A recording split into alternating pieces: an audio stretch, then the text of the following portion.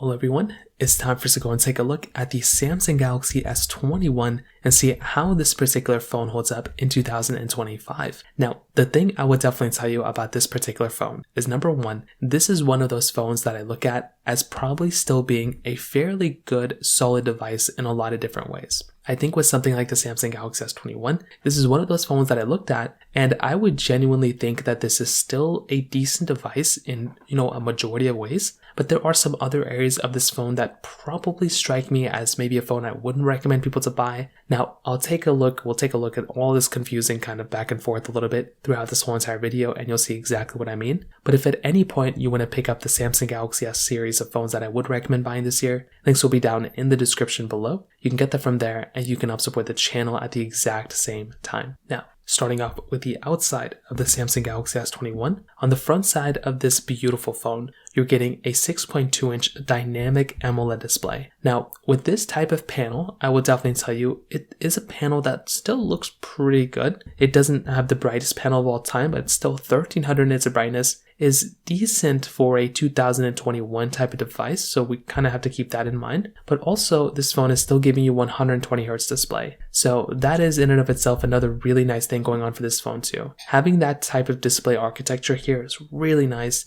And I, for one, I'm a really big fan of having that type of capability within this type of display. So definitely when it comes down to the front side of this phone and the way it looks, it definitely gets a thumbs up for me without a doubt. Now you're still getting kind of this like aluminum side, which still feels pretty good. You're getting a USB Type-C port on the bottom of this phone, which is always still nice to have. I love USB-C. And you are essentially going to be getting that here within this type of phone as well, which that again is a really nice thing to have. Now, on the back, this was kind of the confusing thing going on for this type of phone. I don't know why Samsung did this, but they did put a frosted plastic bag on the back side of this particular phone. So I'm not really 100% too sure why they ended up doing that. I think that in and of itself was a very funny thing. So I'm still kind of confused on why they did this. But regardless of that, this phone still, I would say, held up fairly well for the most part on the exterior. This phone was still basically, giving you things like that, reverse wireless charging, which was really nice. So that was a really nice thing to have. You were still getting IP certification on this phone as well. Triple camera setup on the backside. And overall, when you take a look at the outside of this phone, it still looks good, but it does miss out on a few things that a majority of phones have nowadays.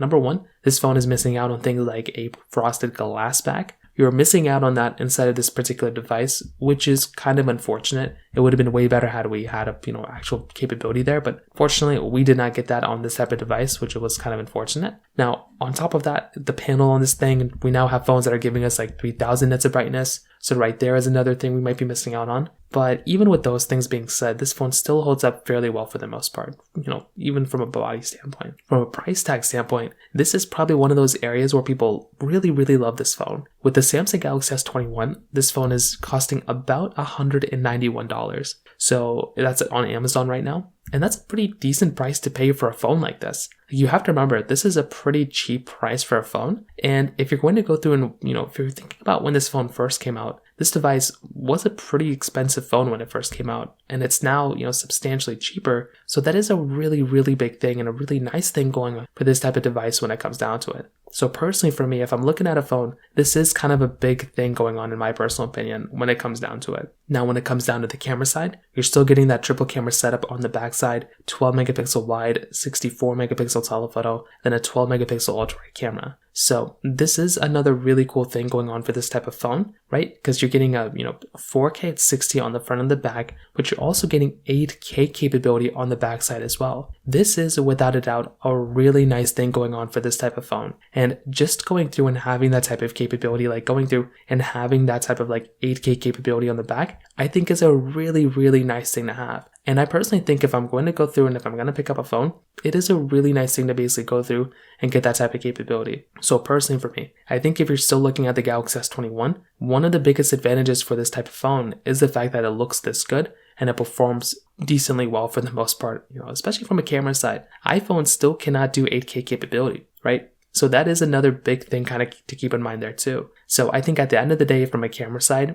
although this thing's not perfect, I think Apple I think Samsung did a really good job with this type of phone, and I think for the most part it's still worth considering from a camera side for sure. But that kind of takes us into this one area of this phone which does kind of, sway things a little bit, and that is with the software updates. So we're now in this situation, which is a little concerning, where this phone is basically like kind of done getting software updates. So this phone, it started off with Android 11. Maybe it's going to get Android 16, but we're on Android 15 right now. And that kind of puts this phone in an interesting spot because this phone may not necessarily be worth buying if you're planning on like getting a phone like this, because this device is going to be in the situation where it's like already kind of done getting software updates. So, when you're going through and, getting a phone, you have to think about like, why buy a phone if it's already done getting software updates, right? Like, why buy a phone if it's already done getting software? And that is essentially kind of the problem that we're running into here. So personally for me, I think if you're going to go through, once again, if you're going to buy a phone,